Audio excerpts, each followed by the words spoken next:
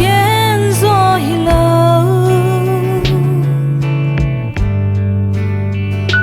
mol don lui tu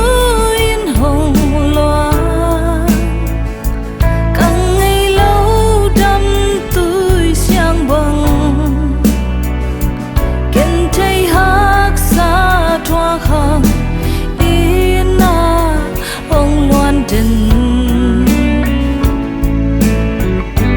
in na moal xuang tu nữ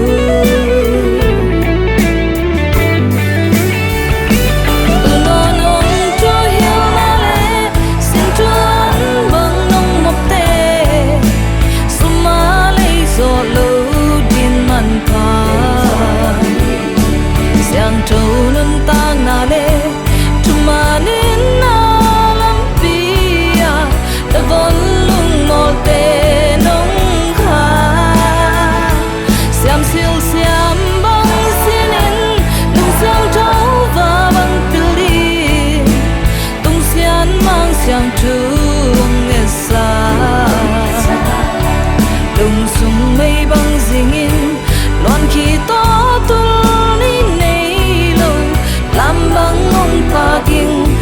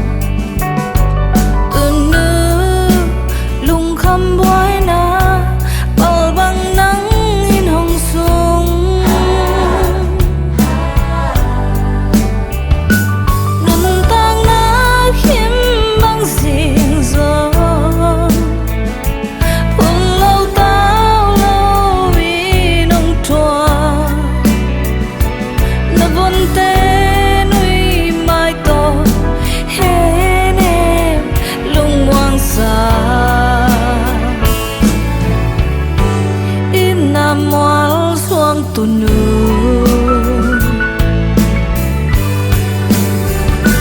mây tây gun tôi căng khenin sao lối tôi hồng lệ lon gió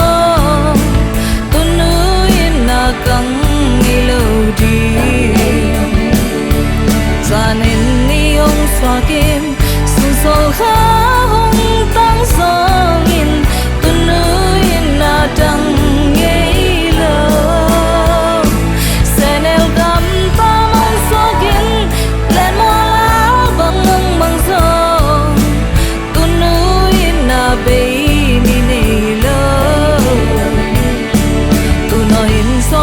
sao vinh na von te chuông hilin sẽ nói sang lâm mong khai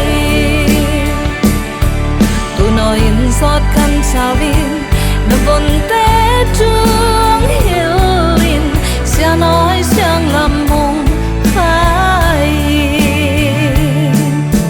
nu te bi lâu